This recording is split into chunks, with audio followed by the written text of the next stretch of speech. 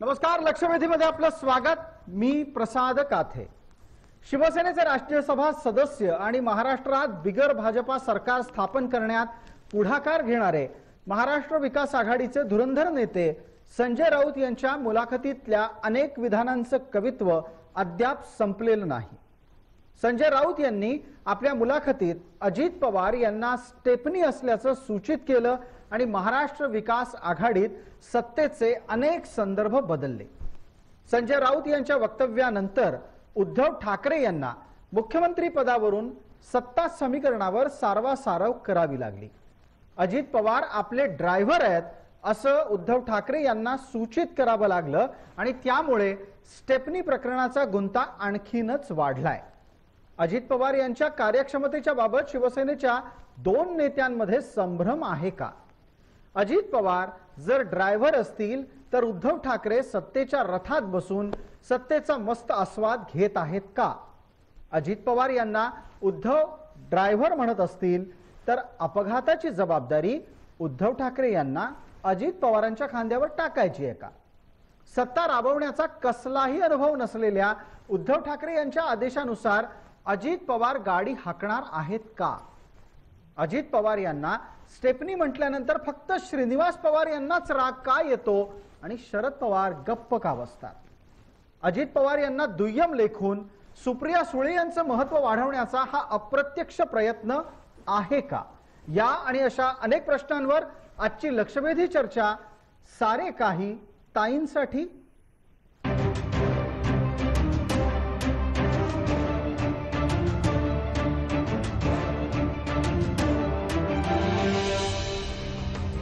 बरोबर सहभागी होत आहेत भारतीय जनता पार्टीचे प्रवक्ता विश्वास पाठक, राजकीय विश्लेषक आशिष चांदोरकर, उमेश धोंगडे, संजय मिस्किन।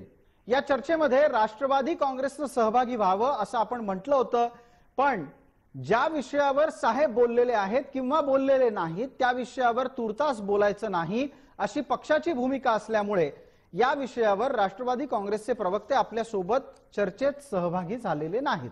माझा पहिला प्रश्न आता या चर्चेची सुरुवात करताना आशिष चांदोरकर यांना आहे।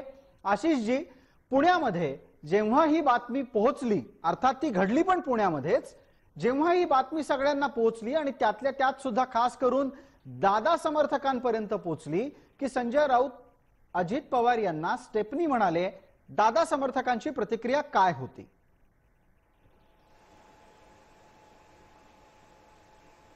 संजय राऊत यांची जी मुलाखत झाली त्याचे नंतर अनेक वेगवेगळ्या यांनी पडसाद उमटत राहिले। मग त्यांचं करीम लालाचा विषय असो किंवा भारतीय जनता पक्षाचा विषय असो किंवा अजितदादा आणि हे स्टेपनी प्रकरण असो, या सगळ्या विषयामध्ये त्याचे अनेक पडसाद उमटत राहिले। आणि मला असं वाटतं की संजय राऊत जेव्हा बोलतात तर संजय राऊत यांना अनेकदा असं म्हणलं जातं की हे आपलं शरद पवारांचे सर्वात विश्वासू असे सरदार आहेत किंवा विश्वासू राजकीय नेते, पवारांच्या विश्वासातले सर्वाधिक विश्वासार्ह।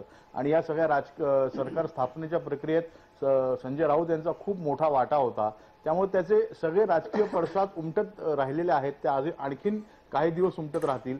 पण दादा समर्थकांमध्ये किंवा दादांच्या काही समर्थकांमध्ये याची काय चर्चा झाली याचे अजून काही इनपुट यायचे बाकी आहेत, पण त्यांच्यामध्ये काही प्रमाणात थोडीशी वेगळ्या अँगलनी किंवा वेगळ्या लेवलला चर्चा झाली असं मला तरी कळतंय।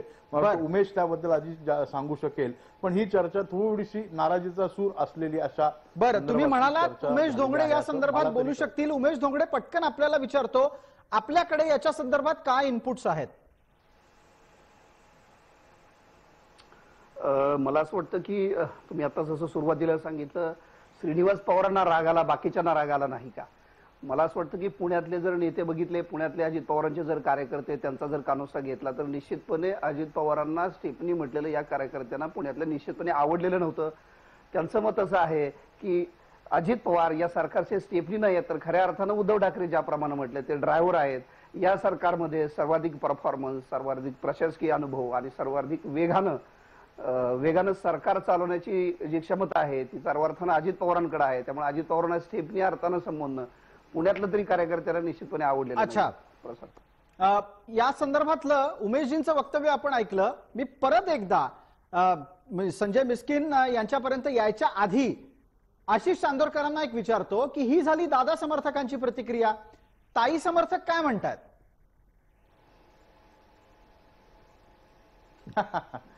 ताई समर्थक काय म्हणतात? ताई समर्थक हे जेव्हापासून सरकार आलंय तेव्हापासून आपण जर बघितलं तर सुप्रियाताईंचं जे एकूण बिहेवियर आहे ते खूपच ज्याला आत्मविश्वास पूर्ण किंवा खूपच अग्रेसिव्ह अशा प्रकारचं ते सगळं वर्तन आहे. म्हणजे अगदी मंत्रिमंडळाचा शपथविधी असेल किंवा सर्व नेत्यांचा आमदारांचा जो शपथविधी झाला त्यावेळी त्या ज्या पद्धतीने सगळ्यांना वेलकम करत होत्या ते सगळं त्यांचं एकूण बिहेवियर जे बघितलं तर साधारण कोणालाही अंदाज असा येऊ शकतो की या सरकारच्या भविष्याचं जे काही असेल तर ते सगळी सूत्र कदाचित सुप्रियाताईंकडेच आहेत की काय, अशा पद्धतीचं त्यांचं बिहेवियर होतं. आणि सुप्रियाताई ह्याच यापुढे हा सगळा गाडा हाकणार आहेत सरकारचा, अशा पद्धतीनं त्यांचं ते सगळं वागणं होतं.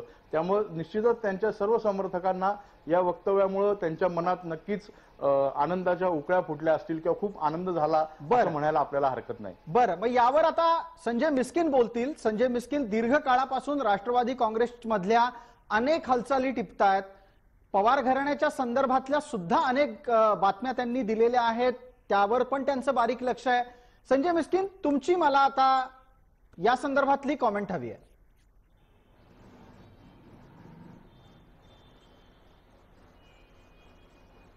नाही, मुळात हा जो विषय आहे हा विषय खरं तर एक पत्रकार म्हणून या नात्याने देखील सांगतो. अनेक या सगळ्या प्रकारच्या राजकीय वार्तांकन करत असताना ज्या ज्या पक्षाच्या विचारधारा आणि ज्या ज्या पक्षाची व्यक्तिमत्व पाहिली त्याला अनुषंगून सांगतो. काथेजी, आपण जो म्हटलं की ताई आणि दादा समर्थक, स्टेपनी म्हटणं असेल, ड्रायव्हर म्हटणं असेल, याच्यामुळं आता याच्यामध्ये राजकारणामध्ये मोठा ट्विस्ट आलेला आहे आणि वेगळ्या प्रकारची चर्चा सुरू झालेली आहे. मला असं वाटतं की संजय राऊत हे एक मुळात पहिले हार्डकोर पत्रकार आहेत आणि त्या पत्रकाराच्या शब्द येतात, भाषा येतात, बोलणं येतं, अशा त्या स्टाईलमध्ये त्यांची ती मुलाखत होती. आणि त्या मुलाखतीतून अनेक राजकारण ते राजकीय नेते आत्ता जरी असले तर ते मूळचे पत्रकार आहेत. त्यांच्या पत्रकारितेच्या काळातील मुद्द्यांवरती ही सगळी मुलाखत अवलंबून होती आणि ते संदर्भ ते देत होते. अशा परिस्थितीमध्ये त्यांच्याकडून काही शब्द गेले असतील त्याच्यावरती राजकारण होणं, ते राजकीय नेते आहेत म्हणून स्वाभाविकच आहे आणि ते झालंही पाहिजे आणि तशा प्रकारचं दिसतंय देखील. परंतु आपण ज्या पद्धतीनं ताई आणि दादा समर्थकांच्या मधील कानोसा घ्यायचा प्रयत्न करत आहात, मला असं वाटतं की हा अत्यंत म्हणजे सुपरफिशियल, याला आपण म्हणतो की कुठलाही आधार नसलेल्या अशा प्रकारच्या ह्या गोष्टी दिसतात तात्पुरत्या. त्याचं कारण आहे की ताईंनी आता आशिष चांदोरकरांनी सांगितलं की ताईंचा वाढलेला वावर आणि ताई सुप्रिया सुळे यांचं ज्या पद्धतीनं सरकार स्थापनेनंतरच्या हालचाली दिसत आहेत.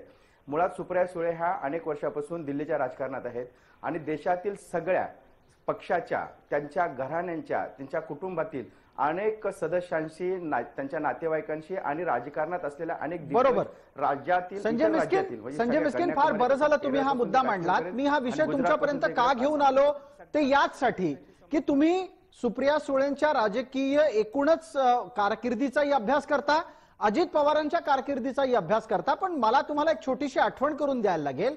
हे सरकार अस्तित्वात येण्याच्या क्षणापासून ते आज तागायत सुप्रिया सुळेंना महाराष्ट्राच्या सरकारबद्दल काहीही विचारलं तर त्यांच्याकडे ठाम अशी भूमिका असते, ठाम अशी उत्तरं असतात.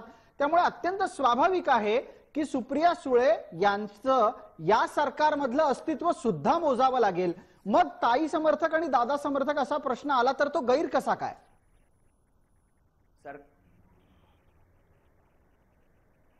गैर म्हणत नाही मी, मला गैर मानायचं नाही किंवा तुम्ही म्हणतात त्याला मला काही खोडून काढायचं नाहीये प्रसाद काथेजी. पहिली गोष्ट आहे की पत्रकारांनी ह्या बाजूने विचार करायलाच हवा तर हवा.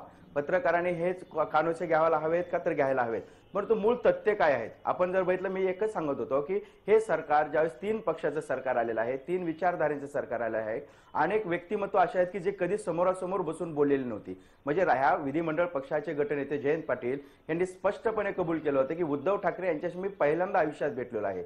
ज्या व्यक्तिमत्वाचा स्वतःला अंदाज नसतो, ज्या व्यक्तिमत्वांबद्दलचा अभ्यास नसतो किंवा ज्या व्यक्तिमत्वाबद्दलची त्यांच्या मानसिकतेचा कानोसा घेता येत नाही, अशा लोकांसोबत चर्चा करत असताना ज्या सगळ्या पक्षातील सगळ्या सगळ्या नेत्यांशी चर्चा करणारा जर कोणी मीडिएटर असू शकतो, उत्तम प्रकारचा संवाद साधण्याची कला असू शकते, तर त्याच्यामध्ये सुप्रिया सुळे आहेत, शरद पवार तर आहेतच, पण सुप्रिया सुळे देखील आहेत. बरं. अशा अंगाने ह्या तिन्ही पक्षाच्या नेत्यांना जर एका विचारात बांधायचं असेल किंवा त्यांच्यातील काही कानोसा घ्यायचा असेल, तर अशा वेळी हे वातावरण ठेवणं हे राजकारणाचा एक अंग आहे. त्या ठीक आहे. राजकारणाच्या अंगामध्ये स्वतःचं व्यक्तिमत्व रेटण्याचा प्रयत्न जो असतो तो नाहीये असं मला अच्छा, म्हणायचं ठीक आहे. दुसरी तुमच्याकडून गोष्ट उत्तर की आलंय. या सगळ्या तुमच्या या पार्श्वभूमीवरती- भूमिकेतून असं दिसतंय की सुप्रिया सुळे महाराष्ट्रातल्या सरकारवर प्रभाव टाकण्याचा प्रयत्न करत नाहीत, असं संजय मिस्किन यांचं निरीक्षण आहे. पटकन विश्वास पाठकांकडे जातो. विश्वास पाठक, तुमच्या लेखी या सरकारचा खरा रिमोट कंट्रोल कोणाकडे आणि या सरकारचा खरा ड्रायव्हर कोण? अजित पवार खरे ड्रायव्हर आहेत आणि रिमोट कंट्रोल हा खऱ्या अर्थानं फक्त शरद पवारांकडे आहे का तो अधूनमधून सुप्रियाताईंच्या हातातही जात असतो?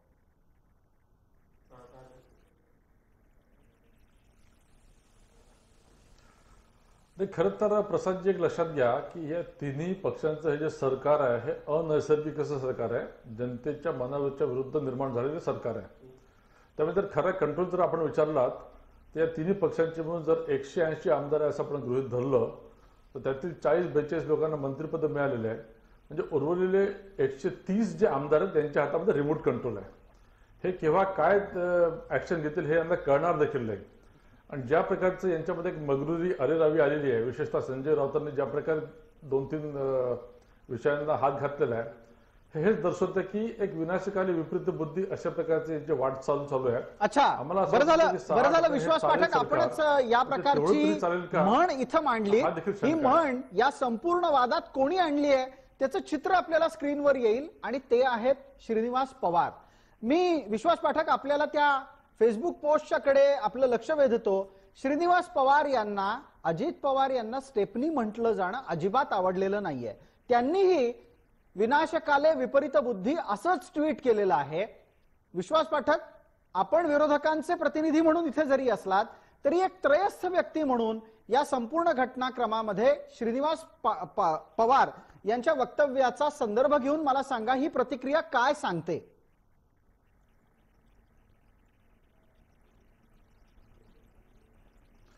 मला प्रसादजी, स्टेपनी हा शब्द असंसदीय भाषेमध्ये त्याचे वेगवेगळे अर्थ निघतात. हा अतिशय नीच प्रकारे वापरलेला शब्द आहे आणि मी देखील त्याचा निषेध करतो. अजित पवार जरी आमच्या विरोधात असले तरी अजित पवारांना मी व्यक्तिशः ओळखतो आणि त्यांच्यामधली जी काही दमखम आहे, काम करण्याची शैली आहे, स्ट्रेट फॉरवर्डनेस आहे, हा कोणत्याही नेत्यामध्ये नाही. त्यामुळे सरकार थोडं बहुत जर चाललं किंवा रांगलं तर ते केवळ अजित पवारांमुळे चालेल. बाकी हे जेवढे नेते आहेत, मुख्यमंत्र्यांपासून कोणी, यांना ही आपली गाडी रिव्हर्स मध्ये चालली आहे की सरळ चालली आहे हे देखील कळणार नाही. अच्छा, विश्वास पाटकांचं एक निरीक्षण महत्वाचं आहे. याच संदर्भातला पुढचा प्रश्न विचारण्यापूर्वी उमेश जींना माझा प्रश्न असा आहे की श्रीनिवास पवार आणि अजित पवार यांचं नातं नक्की कसं आहे हे पण एकदा महाराष्ट्राला आपण 30 सेकंदात सांगू शकलात तर फार बरं होईल. उमेशजी. निश्चितपणे प्रसादजी, श्रीनिवास पवार हे अजित पवारांचे बंधू आहेत, पण केवळ बंधू नाही आहेत तर राजकीय दृष्ट्या आपल्या भावानी महाराष्ट्राच्या सत्तास्थानी, सर्वोच्च सत्तास्थानी जावं अशी मनीषा असणार आहे. त्यांचे जे शेकडो हजारो कार्यकर्ते आहेत अजित पवारांचे, त्यापैकी श्रीनिवास पवार आहेत. ते जरी बंधू असले तरी कार्यकर्त्यांच्या भूमिकेतनं अजित पवारांच्या जवळचे जे कार्यकर्ते आहेत त्या सगळ्यांना असं वाटतं की अजित पवारांनी महाराष्ट्राचे मुख्यमंत्री लवकरात लवकर व्हावं ही त्यांची भावना आहे. अशा परिस्थितीमध्ये त्यांना कुणी स्टेपनी म्हणणं निश्चितपणे भाऊ असेल किंवा कार्यकर्ते असतील त्यांना निश्चितपणे आवडणार नाही आहे. आणि त्या भूमिकेतून त्यांनी तो फेसबुकवरती त्यांची ती प्रतिक्रिया दिली. बरं, मग आता संजय मिस्किन आपल्या सोबत आहेत. संजयजी, तुम्हाला प्रश्न. श्रीनिवास पवारांची वेदना सार्वजनिक झाली पण पवार घराण्यातून बाकी कोणीच का बोललं नाही?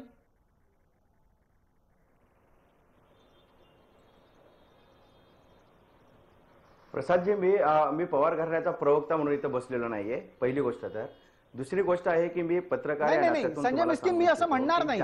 तुमचं निरीक्षण अचूक असतं आणि तुमच्याकडे अंतर्गत अनेक गोष्टी असतात म्हणून मी तुम्हाला प्रश्न विचारतो. निरीक्षण, येस, तेच सांगतो की या तिन्ही पक्षाच्या सरकारमध्ये अशा घटना घडणं अपेक्षितच आहे. कुठलाही मुद्दा कुठल्याही नेत्याने उच्चारला तर त्याचे 10 प्रकारचे अर्थ काढले जातील. किती आमदार नाराज आहेत आणि किती आमदार संपर्क आहेत ह्या बातम्या आपण पहिल्या दिवसापासून ऐकत आहोत. मुळात माझा एक प्रश्न असा आहे की मी ह्या सगळ्या गोष्टीवरती भाष्य करू शकतो, परंतु एखाद्याच्या कुटुंबामधील नातेसंबंधातील गोष्टी, एखाद्याच्या कुटुंबामधील त्यांच्या व्यक्तिगत पातळीवरच्या जीवनशैलीतील त्यांच्या वावर किंवा त्यांची असलेली आत्मीयता किंवा त्यांचे असलेले संबंध याविषयी जाहीर भाष्य करण्याचा अधिकार मला नाहीये आणि तो कुणालाही नाहीये. आपण मतितार्थ काढत असाल हा आपला अधिकार आहे, परंतु एक माझा स्वतःचा एक स्वभाव गुणधर्म पत्रकारितेतला म्हणून सांगतो की जाहीरपणे कुणाच्या कुटुंबातील संबंधाबद्दल बोलणं हे मला उचित वाटत नाही आणि बरोबर त्याबद्दल मी आहे भाष्य करणार नाही. मिस्किन संजयजी, तुम्ही म्हणताय ते एकदम बरोबर आहे, पण होतंय कसं, घटना समोर येत आहेत, त्यामुळे आपल्या पेशाचं काम बिटवीन द लाईन्स, दोन घटनांच्या मधला न जाहीर झालेला अर्थ शोधणं हे पण असतं. आणि तुम्हाला सगळ्यात चांगल्या प्रकारे हे मी सांगायला नको की अनेकदा भविष्यकालीन राजकीय घटना या त्याच बिटवीन द लाईन्स मध्ये दडलेल्या असतात. तुम्हाला मी प्रश्न विचारला, तुमची भूमिका तुम्ही मांडलीत. आशिष चांदोरकरांना मला विचारावं असं वाटेल. आशिषजी, कृपया एका गोष्टीचा तुमच्या स्वरूपातला माहिती वजा खुलासा काही कराल का, की ज्या मुद्द्यावर श्रीनिवास पवारांना राग येतो त्या मुद्द्यावर इतर कोणाही कडून पवार घरातून प्रतिक्रिया का येत नाही? नाही, अगदी संजय म्हणला ते बरोबर आहे की कदाचित त्या घरामधल्या ज्या ह्याच्यावर त्यावर आपण भाष्य करणं योग्य नाही. पण आता हे राजकीय घराणे, शेवटी सत्तेत असलं राजकीय घराणे, त्याच्यामुळे त्या वक्तव्यांवर चर्चा होणार, त्याची कारणमीमांसा होणार, त्यातनं विश्लेषण केली जाणार. मला असं वाटतं की कोणी कितीही काय म्हणू, त्याच्यावर कितीही सारवासारव करण्याचा प्रयत्न केला तरी सुरुवातीच्या काळात अजित पवारांचं मुख्यमंत्री देवेंद्र फडणवीस यांच्याबरोबर शपथविधी घेणं, त्यावेळेचे तत्कालीन मुख्यमंत्री, त्यानंतर ते जेव्हा परत राष्ट्रवादीच्या कडे आले त्यावेळी उपमुख्यमंत्री कोण याच्यावरनं जो रंगलेला बराच वेळ चाललेला वाद होता आणि त्याच्यावर एकमत होत नव्हतं. जयंत पाटलांचं नाव पुढे होतं आणि त्यानंतर मग अजित पवारांनी ते नाव माझंच पाहिजे किंवा मीच उपमुख्यमंत्री होणार वगैरे अशा बातम्या आल्यामुळे त्यांनी ती भूमिका लावून धरली की मलाच उपमुख्यमंत्री करायला पाहिजे किंवा अशी त्यांनी भूमिका घेतली असावी. तर या सगळ्या ह्याच्यावरनं पवार घराण्यात कितीही आता आलबेल आहे असं कोणी कितीही सांगितलं तरी त्या घराण्यात धुसफूस आहे, ती आज ना उद्या चव्हाट्यावर येणार हे निश्चित आहे. बरं, मग याच्यावर एक पटकन प्रतिक्रिया भारतीय जनता पार्टीची लागेल ती यासाठी, कारण एकदा अजित पवारांच्या सोबत उपमुख्यमंत्री पदाची शपथ घेऊन हीच धुसफूस त्यांनी अधोरेखित करून टाकलेली आहे आणि ती नोंदवली गेली आहे महाराष्ट्रात. तेव्हा विश्वास पाठक, आपण बोललं पाहिजे यावर.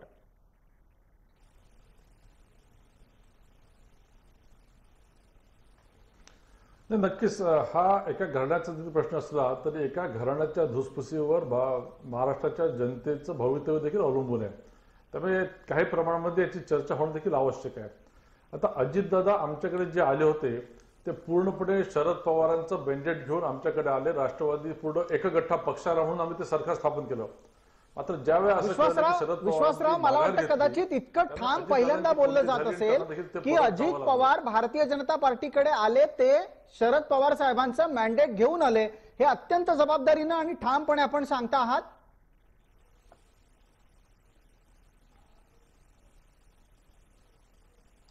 नक्कीच बघा, अजितदादा हे जरी त्या पक्षातले सर्वश्रेष्ठ नेते असले महाराष्ट्रातले तरी देखील ते काकांना विचारल्याशिवाय कोणती गोष्ट करत नाही. त्यामुळे यांनी पूर्ण विचारपूर्वकच निर्णय घेतला आणि जेव्हा आम्ही कन्व्हिन्स झालो की यांच्याकडे मेंडेट आहे म्हणून आम्ही सरकार स्थापलं, ज्या दिवशी त्यांनी तो सपोर्ट काढला आम्ही ताबडतोब राजीनामा दिला. त्यामुळे आणि याला पुष्टीला याला थोडासा अर्थ देखील असा आहे की शरद पवारांचं एकंदरीत जे ट्रॅक रेकॉर्ड आहे हा असाच आहे आणि म्हणूनच आपण त्यांना जाणता राज्य किंवा उत्तुंग व्यक्तिमत्व जरी म्हणत असलो तरी इतक्या वर्षामध्ये ते अजूनही 40-50च्या वर काही त्यांचा पक्ष जात नाहीये. बरं, ममता बॅनर्जी असो, जयललिता असो किंवा मायावती असो, या सर्वांनी आपण एका हाती सत्ता आणलेली त्या राज्यांमध्ये आणि या राज्यामध्ये हे 40-50च्या वर कधी गेलेच नाही. ठीक आहे, मुळामध्ये यांची विश्वासार्हता हीच नाही आणि त्या विश्वासार्हतेचा प्रश्न कुठेतरी घरामध्ये देखील एक नेतृत्व उभारीचा जो प्रयत्न सुरू आहे त्यांना देखील फटका बसतोय, म्हणून हा आंतरकलह आपल्याला दिसतोय. ठीक आहे, आता आपण याच मुद्द्यावर एक पटकन जाहिरातीची विश्रांती घेऊ, लवकरच परत येऊ आणि त्यावेळची चर्चा असेल अर्थातच अजित पवार यांनी देवेंद्र फडणवीस यांच्या बरोबर जाण्याच्या, म्हणजे अर्थातच तिथे जाऊन उपमुख्यमंत्री पदाची शपथ घेण्याच्या संदर्भात अनेक प्रकारचे जे काही राजकारणाचे कंगोरे आहेत त्याची चर्चा आणि त्याच्याच अनुषंगानं अजित पवारांचं खच्चीकरण करण्याचं काम अद्यापही होतंय का याची चर्चा.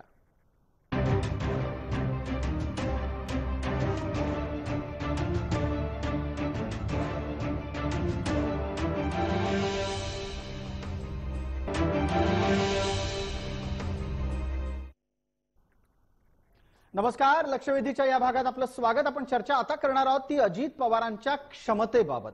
आपल्या सोबत संजय मिस्किन आहेत. संजय मिस्किन, आपण दीर्घकाळ अजित पवार यांच्या राजकारणाची शैली आणि काम करण्याची पद्धत या दोन्हीला पाहताय. मला अजित पवार यांचे गुणधर्म सांगा आणि प्रशासनिक कौशल्याबाबतीत त्यांची काही महत्वाची वैशिष्ट्य सांगा.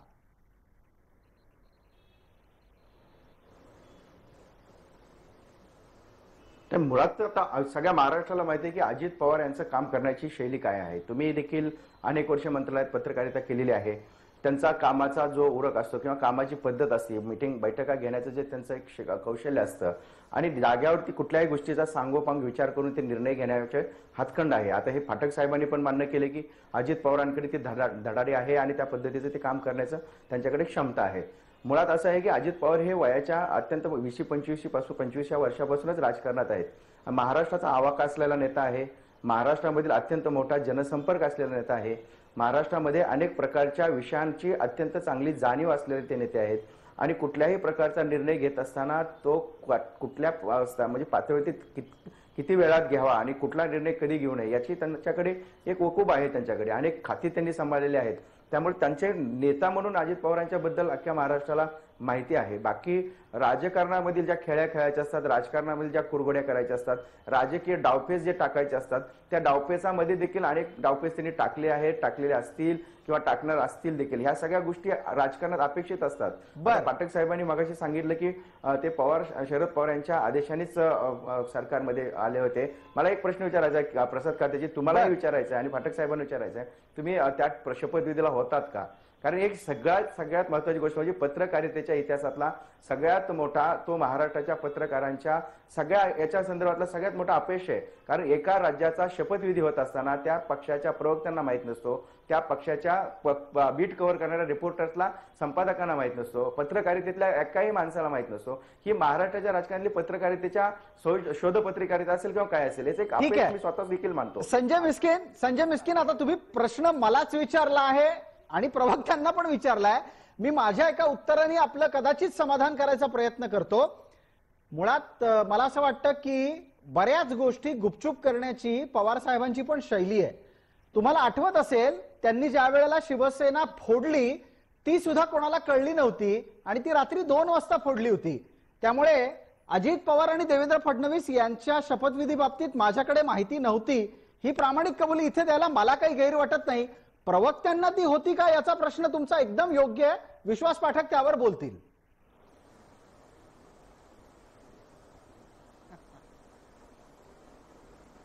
नाही, व्हेरी ऑनेस्टली मला देखील नव्हती आणि तो आमच्या पक्षाचा एक गमनीकाव्याचा भाग होता. एक विशेष परिस्थिती होती आणि जेव्हा रात्री ही गोष्ट कन्व्हिन्स झालं होतं की पूर्ण पक्ष आम्हाला सपोर्ट देत आहे, तेव्हाच आम्ही ते शपथविधी उरकला असं मी म्हणेल त्याला.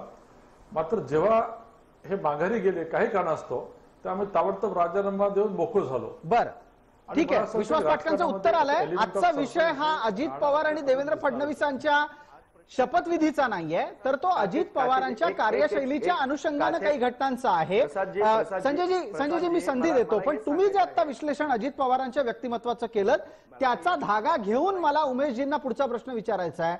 उमेशजी, अजित पवारांच्या कार्यक्षमतेबाबत महाराष्ट्रात शंका असेल असा माणूस सहसा सापडणार नाही. त्या कार्यक्षमतेतून मग भ्रष्टाचाराच्या आरोपांबाबत करणारे अनेक सापडतील. तो भाग आता बाजूला ठेवू.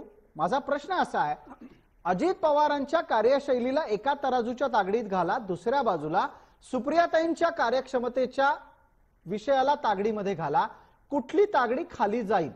उमेशजी, आपण उत्तर देणार.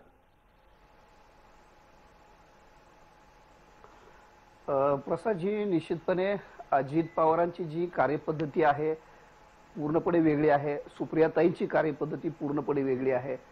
आता संजयजींनी सांगितलं त्याप्रमाणे अजित पवारांचा एकूण राजकारणाचा जो अनुभव आहे तो साधारण 30 वर्षाचा आहे.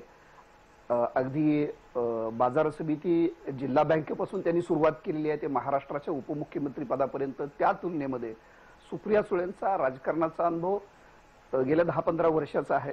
दोघांचं कार्यक्षेत्र वेगळं आहे.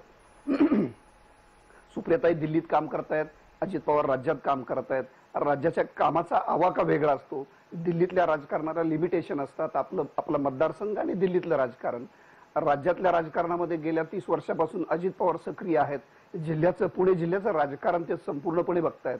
त्यामुळे निश्चितपणे दोघांची तुलना करणं योग्य नाही, कारण प्रत्येकाचा दोघांचा दिल्लीतलं काम वेगळं आहे, राज्यातलं काम वेगळं आहे. उमेशजी असं म्हणतात की या दोघांची तुलना होऊ शकत नाही. संजय मिस्किन यांनी त्यापूर्वी अजित पवारांची वैशिष्ट्य सांगितली. आता आशिष चांदोरकर, आपल्याला माझा प्रश्न आहे, ही दोन्ही व्यक्तिमत्व पूर्ण स्वतंत्र आहेत. अजित पवार आपल्या स्थानावर आहेत, सुप्रिया ताई आपल्या स्थानावर आहेत.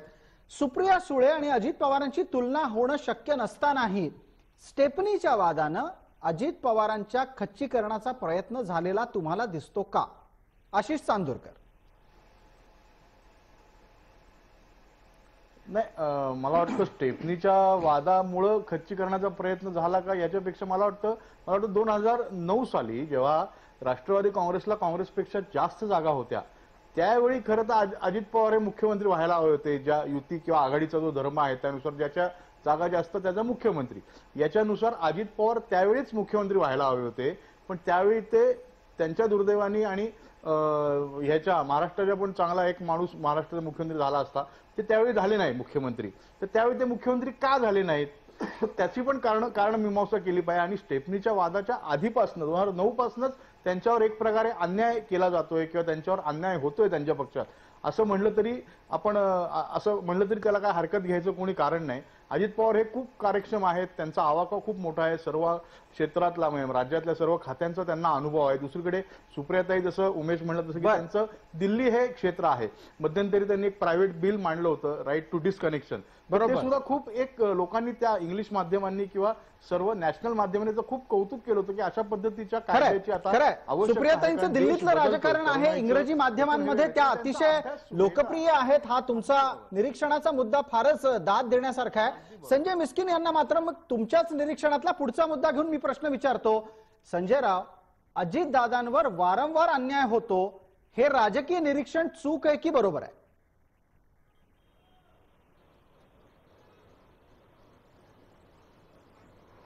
मला परत उलटा प्रश्न विचारायचा प्रसादजी, की जे नेते शरद पवार यांना सोडून गेले, त्यात विजयसिंह मोहिते पाटील असतील, मधुकरराव पिचड असतील, बबनराव पाचपुते असतील, जयंत आपले हे गणेश नाईक असतील, अनेक नेते ह्या काळात पवारांना सोडून गेले.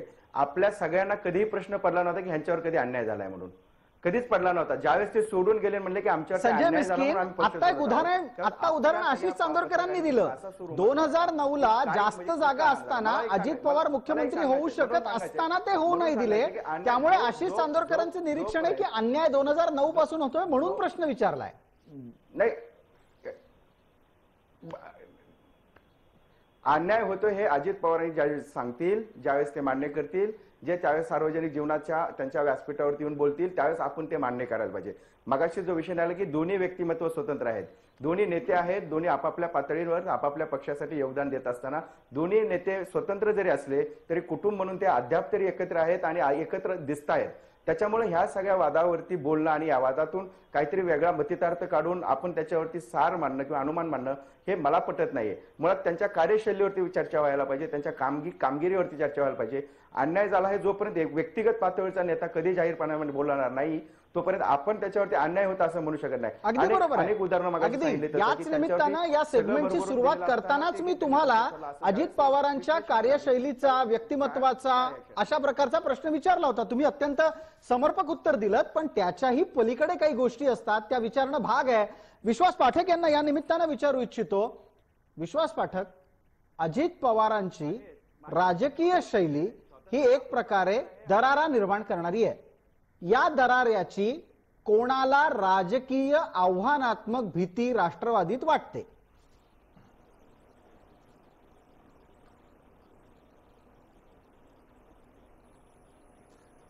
नक्कीच त्यांची एक निसर्गता काम करण्याची पद्धत आहे, मी जवळून बघितलेली आहे. विशेषतः त्यांना ऍडमिनिस्ट्रेटिव्ह यंत्रणा ही कशी राबवायची आणि कसं स्पष्टतेने आदेश द्यायचं हे त्यांना चांगलं कळतं. आणि IAS अधिकारी देखील त्यांना ट्रस्ट करतात, कारण ते त्यांना बॅकअप करतात, चुकलं तरी बॅकअप करतात. ही एक फार चांगली पद्धती आहे जी आमच्याकडे नितीन गडकरींची आहे किंवा भाजपामध्ये अशा अनेक नेते आहेत. त्यामुळे अजित पवारांची ही जी पद्धती आहे ही महाराष्ट्रासाठी नोंद आहे. आता आपण ह्याची तुलना करतो सुप्रियाताईंसोबत, तर सुप्रियाताईंचं अजून ज्या काही गोष्टी त्या आपल्याला कळल्या नाही. आता मी विरोधी पक्षाचा प्रवक्ता आहे त्यामुळे मी शब्द असाच वापरेल की one is non devil, another is unknown devil. Vishwasrao, आपला मुद्दा पोहोचला. त्यानिमित्तानं मग आता पुढचा प्रश्न मला उमेशजींना विचारायचा आहे. उमेशजी, या चर्चेला एका पुढच्या पावलावर आपल्याला न्यायला हवं आणि अजित पवार आणि सुप्रिया सुळे यांची तुलनाच गैर आहे हे जर समजा आपण अध्यारूत धरलं तरीही प्रत्यक्षात ते राष्ट्रवादीत होतच नाहीये. याही मुद्द्यावर यावं की न यावं?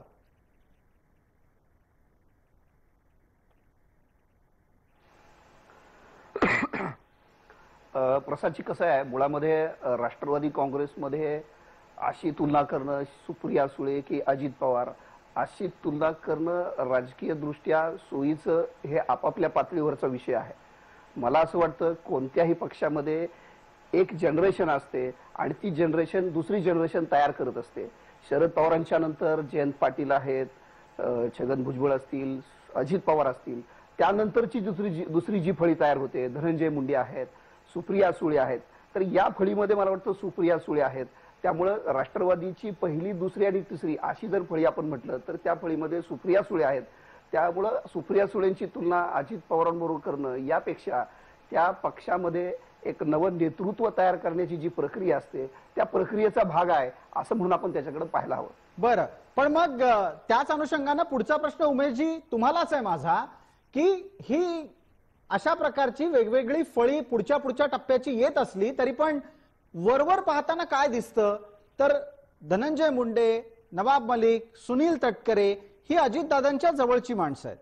त्याचबरोबर जयंत पाटील, छगन भुजबळ, दिलीप वळसे पाटील ही फारशी अजितदादांच्या जवळ नसणारी माणसं आहेत. हे वरचं निरीक्षण असलं तरी अंतर्गत राजकारणात पडद्या आडून आणि प्रत्यक्ष कॅमेऱ्याच्या मागे काय बोललं जातं हे आपल्याला चांगलं माहिती आहे.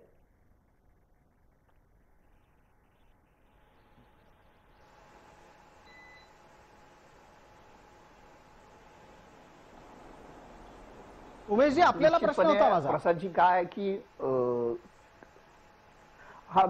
प्रसादजी, काय तुम्ही ज्या पद्धतीनं नेतृत्वाची एक प्रकारे विभागणी केलेली आहे की काही लोक शरद पवारांच्या जवळचे आहेत आणि काही लोक अजित पवारांच्या जवळचे आहेत. मला असं वाटतं की याकडे आपण हे यांच्या जवळचे आणि हे यांच्या जवळचे असं म्हणण्यापेक्षा थोडंसं जे आपण एक राजकारणामध्ये ज्यांच्याशी आपलं जास्त जमतं, जास्त जुळतं, जे आपलं पटकन समजावून घेतात, कदाचित या पातळीवरून ते अजित पवार आणि शरद पवार अशी विभागणी होत असेल. याचा अर्थ असा नाहीये की हे अजित पवारांना, म्हणजे जे शरद पवारांना मानतात ते अजित पवारांना मान्य करत नाहीयेत, जे शरद पवारांना मान्य करतात ते अजित पवारांना मान्य करत नाहीत, असं असेल असं मला वाटत नाहीये. आशिष चांदोरकर, आपलं निरीक्षण काय आहे? पक्षांतर्गत कुरघोडीचं राजकारण जेव्हा चालतं तेव्हा कुठला गट जास्त वरचढ असतो? साहेबांचा गट, दादांचा की ताईंचा?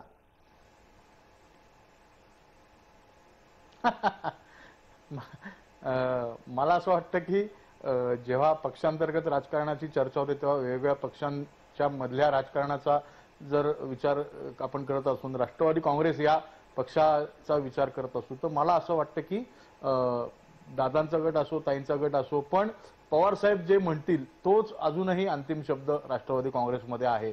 पवार साहेब जे ठरवतील किंवा पवार साहेबांचं जे म्हणणं असेल तेच शेवटी राष्ट्रवादी काँग्रेसमध्ये मान्य केलं जातं असं आपण म्हणू शकतो. म्हणजे आता नाही, पण मग तुम्ही हे जर सांगत असाल तर आता राष्ट्रवादी काँग्रेसच्या मंत्रिमंडळाच्या यादीवर नजर टाकली तर जी माणसं अजितदादा गटाची समजली जातात त्यांची संख्या भरपूर आहे आणि मग त्या अजितदादा गटाच्या माणसांना मंत्रिपद मिळत असतील आणि तुमच्या लेखी शरद पवार यांच्या आदेशानं हे सगळं होत असेल तर मग अजितदादांचा वेगळा गट नाहीच आहे असंच म्हणावं लागेल. जे काही आहे ते पवारांचंच आहे. नाही, मी माझं वाक्य पूर्ण करत होतो की अगदी आता मंत्रिमंडळाच्या वेळी फक्त थोडंसं वेगळं हे झालं की पवार साहेबांना कदाचित जयंत पाटलांना उपमुख्यमंत्री करायचं होतं पण उपमुख्यमंत्री झाले अजितदादा. तर या फडणवीसांकडे किंवा भाजपकडे जाऊन जेव्हा अजित पवार परत आले तर ते त्यांच्या जाण्याचं कारण, परत येण्याचं कारण हे काय आहे ते अजून गुलदस्त्यात आहे. पण या मंत्रिमंडळाच्या निर्माणाच्या वेळी किंवा पवार साहेबांच्या जवळचे किंवा जुन्या पिढीतले छगन भुजबळ असतील किंवा इतर नेते असतील त्यांना मिळालेली खाते आणि या अजितदादांच्या जवळ किंवा त्यांचं सांगण्यातले ऐकल्यातले जे नेते आहेत त्यांना मिळालेली खाती यावेळी पहिल्यांदा अजित पवारांच्या दृष्टीने एक वेगळी किंवा अशा पद्धतीनं खेळी किंवा एक चित्र दिसलं जे आता तुम्ही जे म्हणलं तेच मी म्हणणार होतो. फक्त या वेळी असं दिसलं, यापूर्वी फक्त पवारांचा शब्द अंतिम. आता या निमित्तानं पटकन उमेशजींकडे जातो. एक छोटी जाहिरातीची विश्रांती गरजेची आहे, त्यानंतर ती आपण घेणार आहोत. उमेशजी मला पटकन सांगा, आपणच या चॅनलवर असं म्हणाला होतात की गृहमंत्री पदासाठी साहेबांची अर्थात शरद पवार साहेबांची पसंती ही दिलीप वळसे पाटील आहेत, मात्र आता गृहमंत्री पद हे अजित पवारांकडे न जाता अनिल देशमुखांकडे गेलं. हे सगळं काय घडलं आणि यात पुन्हा एकदा अजित पवारांची सरशी झाली की खच्चीकरण झालं?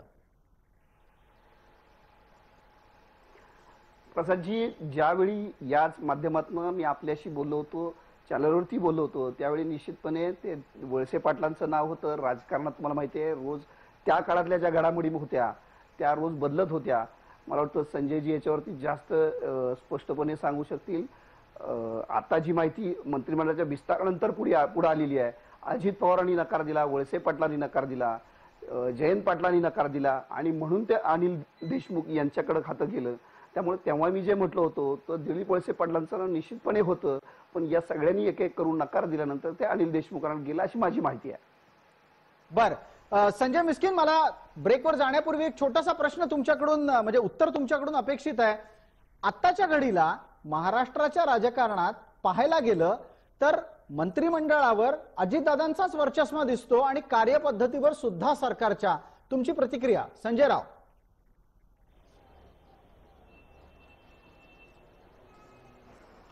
नाही, वर्चस्व असा दिसतो असं लगेच म्हणता येणार नाही, कारण फार 7-8 दिवसाचाच कार्यकाल झाला की मंत्रिमंडळाचं कामकाज सुरू झालेलं आहे. दरम्यानच्या काळात उपमुख्यमंत्री आणि अजित पवारांकडची गर्दी आणि त्यांच्याकडे होणाऱ्या बैठका या मुख्यमंत्र्यांच्याच आहे. आता वाड्याचा निर्णय जो झाला तो मुख्यमंत्री उद्धव ठाकरे यांच्यासोबत सगळे मंत्री बसून झाला. कॅबिनेट मिनिस्टरच्या बैठकीनंतर जे निर्णय झाले म्हणजे आपल्या इंदू मिलचा निर्णय झाला तो सगळ्या मंत्रिमंडळाच्या बैठकीत झाला, परंतु मुख्यमंत्र्यांनी स्वतः अजित पवारला जाऊन पत्रकार परिषद घ्यायला लावली. हे सगळं जे आहे ते आता हे सगळं एकत्रितपणे निर्णय घेऊन चाललेलं दिसतंय. वर्चस्व जरी दिसत असला असं आपल्याला वाटत असलं तरी बघण्याचा एक दृष्टिकोन लोकांचा असतो की राजकारणातील कुठल्या व्यक्तीकडे जास्त फोकस असतो आणि तो फोकस तुम्हाला जर समजा वर्चस्व या शब्दावर आक्षेप असेल तर मी थोडी भूमिका पटकन स्पष्ट करतो. संजय राव, काय झालं की अजित पवारांनी इतर खात्यांचे निर्णय सुद्धा घेणं सुरू केलेलं आहे आणि त्यामुळे इतर खात्यांचे निर्णय घेताना ते बेधडक निर्णय घेतायत किंवा ते लागू करतायत.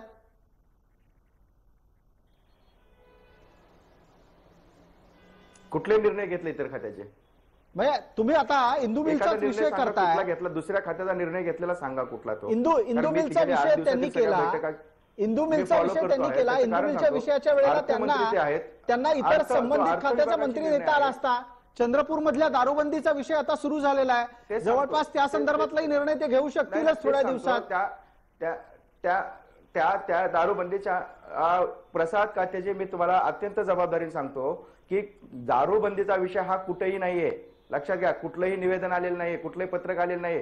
दारूबंदीचा हा विषय पूर्णपणे हवेत आहे. अजित पवारला पत्रकार परिषदेमध्ये मंत्रालय विधिमंडळ वार्ता संघाच्या झालेल्या त्यांना प्रश्न 10-15 पत्रकारांनी एकत्रितपणे विचारला. त्यांनी स्पष्टपणे ऑन रेकॉर्ड सांगितलेलं आहे की अशा प्रकारचं कुठलाही कागद माझ्याकडे आलेला नाहीये, तोपर्यंत जर बातम्या होत असेल तर त्याला उत्तर द्यायला मी बांधील नाहीये. हे ते जाहीरपणे सांगितलं. ते दाखवण्यात आलेलं नाही, हा भाग वेगळा. दुसरी गोष्ट की हिंदू मिलचा निर्णय हा अर्थ विभागाशी निगडीत होता, बजेटरी प्रोव्हिजन पाहिजे होती आणि धनंजय मुंडे त्या खात्याचे मंत्री होते, त्यांच्या मंत्रीच्या खात्याकडून प्रस्ताव कॅबिनेटला आला आणि त्या कॅबिनेटचा निर्णय हा उपमुख्यमंत्री आणि अर्थमंत्री म्हणून अजित पवारांनी जाहीर पत्रकार परिषदेमध्ये सांगितला. त्यामुळे दुसऱ्या खात्याचे निर्णय अजित पवार घेतात असं सध्या तरी मला तरी व्यक्तिगत पातळीवरती कुठं दिसलेलं नाहीये. ठीक आहे, आपण एक छोटी जाहिरातीची विश्रांती घेऊ, लवकरच परत येऊ आणि ज्या वेळेला पुढच्या भागाची चर्चा सुरू करू तेव्हा अर्थातच विषय असेल की जर या सरकारमध्ये अजित पवार हे स्टेपनी नसतील आणि ड्रायव्हर असतील तर उद्धव ठाकरे काय करतायत?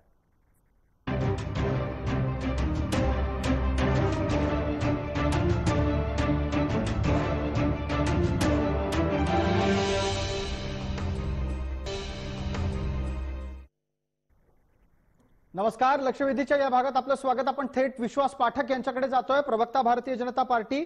विश्वासराव, आपल्याला कालच आपल्या पक्ष कार्यालयामध्ये आलेल्या नारायण राणेंचं वक्तव्य आठवत असेल, त्यांनी हा प्रश्न उपस्थित केला की या सरकारला चालवतंय कोण, अजित पवार की उद्धव ठाकरे? अशा प्रकारे भारतीय जनता पार्टीच्या कार्यालयात येऊन नारायण राणेंनी प्रश्न उपस्थित करावा अशी परिस्थिती तुम्हाला जाणवली आणि ती का जाणवली?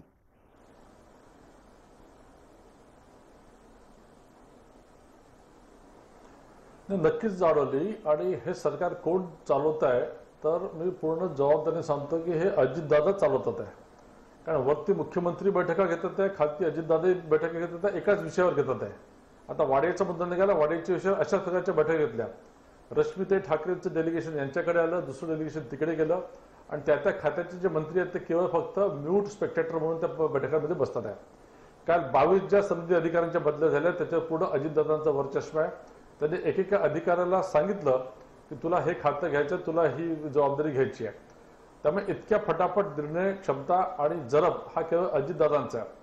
दुसरं, गाडी कोण चालवत आहे तर खरं तर आपण ड्रायव्हर केव्हा नेमतो, जेव्हा आपल्याला ड्रायव्हरची आवश्यकता असते तेव्हा, किंवा आपल्याला ड्रायव्हिंग येत नसेल तेव्हा. मला असं वाटतं ही केस अशी आहे की उद्धव ठाकरेंना ड्रायव्हिंग येत नसल्यामुळे, म्हणजे सरकार कसं चालवायचं याचा अनुभव नसल्यामुळे त्यांना एका निष्णात ड्रायव्हरची आवश्यकता होती.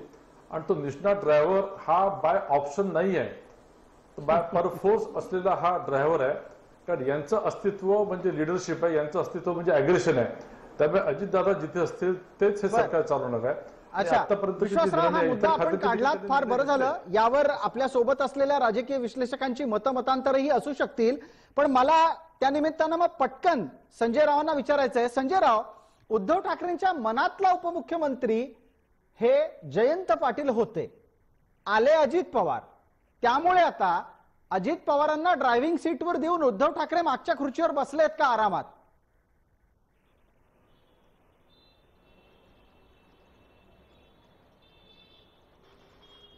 नाही, हा प्रश्न आता याचं उत्तर द्यायचं कसं, त्याचं कारण सांगतो की अजित पवारच्या आपलं उद्धव ठाकरेंच्या मंत्रिमंडळात अजित पवार यांना उद्धव ठाकरे यांनीच उपमुख्यमंत्री पदाची शपथ देण्यास भाग पडलेला आहे किंवा दिलेला आहे, राज्यपालांनी दिलेली असली तरी. आणि सध्या त्यांच्या बैठका चालू आहेत, त्यांचं सरकार सुरू आहे.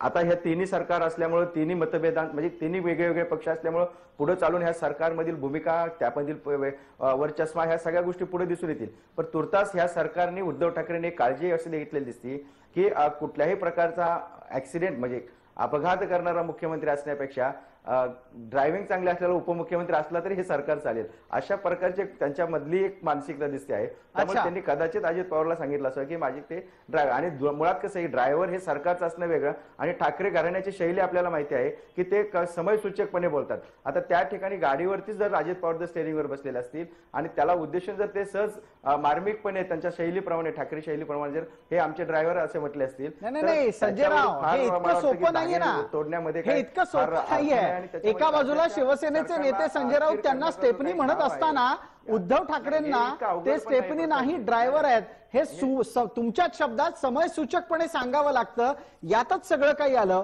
विश्वास पाठक, आता इथे संजयराव मिस्कितांनी एक मुद्दा उपस्थित केला, त्याच्यावर तुमचं पटकन निरीक्षण घेतो.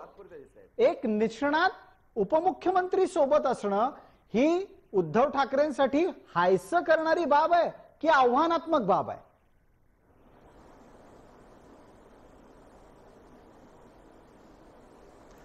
नाही, हायसं करणं काही प्रमाणामध्ये शक्य आहे, मात्र ते किती मोठ्या प्रगल्भतेने ते निर्णय घेतील किंवा स्वीकारतील हा याच्यावर अवलंबून आहे.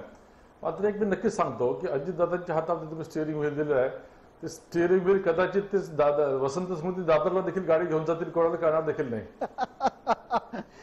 आता याचा एक राजकीय अर्थ निघू शकतो, पण जाता जाता मला पटकन उमेशजींना प्रश्न विचारायचा आहे. उमेशजी, उद्धव ठाकरे हे अजित पवारांपेक्षा सहज संवादाबाबत सुप्रिया सुळेंशी अधिक सोप्या पद्धतीने बोलू शकतात का? आणि त्यांच्यासाठी सुप्रिया सुळेंचा राजकीय वावर या सत्ता कारणातला अधिक सहज आहे का? डिस्कनेक्ट झाला फोन. काही तांत्रिक कारणांमुळे हा प्रश्न पोहोचू शकत नाहीये आणि आपल्या सोबत संजय मिस्किन आहेत. संजय मिस्किन, तुम्हाला माझा प्रश्न पोहोचलाय का? ठीक आहे, काही तांत्रिक कारणांमुळे तेही शक्य होत नाहीये. मात्र तुर्तास या चर्चेच्या वेळेची मर्यादा पण आपल्याला लक्षात घ्यायला हवी. आपण सर्व मान्यवर या चर्चेत सहभागी झालात त्याबद्दल मी आपले मनपूर्वक आभार व्यक्त करतो आणि आपल्याला धन्यवाद देतो. जाता जाता लक्षवेधीत या चर्चेला संपवताना एकच, अजित पवार हे सोबत असणं हे उद्धव ठाकरेंसाठी कितीही सोपं वाटत असलं, सरकार चालवण्यासाठी गरजेचं वाटत असलं, तरी पण आज नाही उद्या उद्धव ठाकरेंच्या प्रतिमेसमोर जेव्हा कार्यशैलीचं आव्हान येईल त्यावेळेला अजित पवार हे वरचढ ठरतील आणि कदाचित ती भीती आज ओळखून अजित पवारांच्या खच्चीकरणाचे प्रयत्न स्टेपनी सारख्या कमेंट्स मधून सुरू झाले आहेत का, ही अत्यंत चिंतेची बाब अजित पवारांना स्वतः विचार करायला लावणारी आहे. तुर्तास लक्षवेधी तितकंच. ताज्या बातम्यांसाठी पहा फक्त जय महाराष्ट्र.